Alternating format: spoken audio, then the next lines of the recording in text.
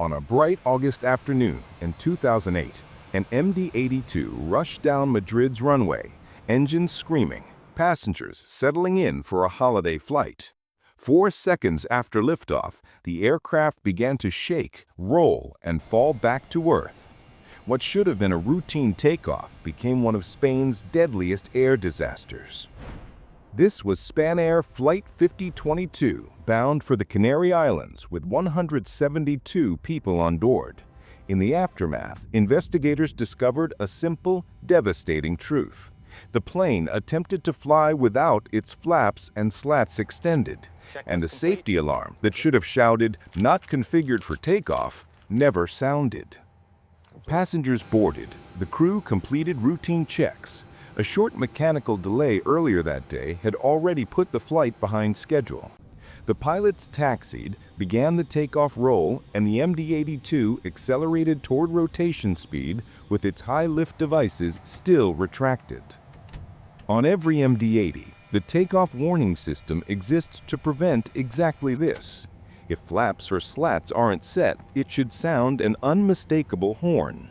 But on Flight 5022, the aural warning did not activate.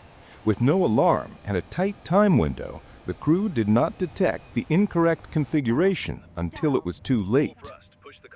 4 seconds after rotation, the aircraft shuddered. Stall warnings began.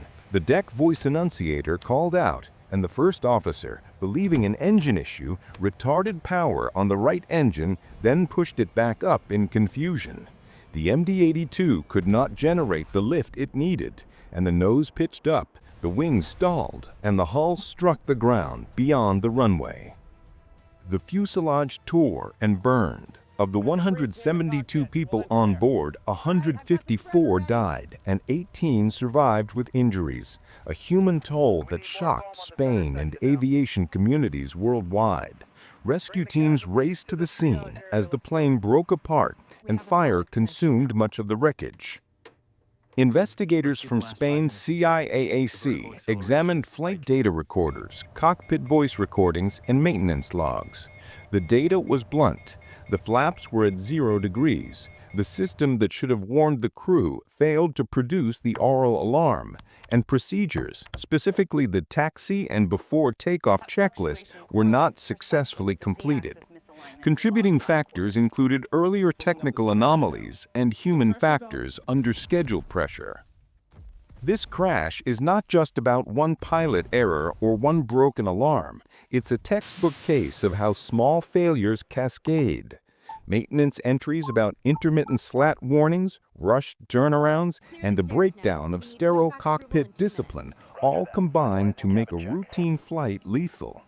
Aviation safety advances by studying these exact failures and hardening the systems so they don't repeat. Spanair Flight 5022 changed rules, training, and attention to checklists. For families and survivors, it remains a wound.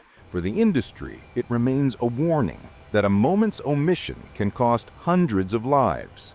If you found this reconstruction useful, subscribe for more aviation investigations, and let us remember the victims by learning from the mistakes.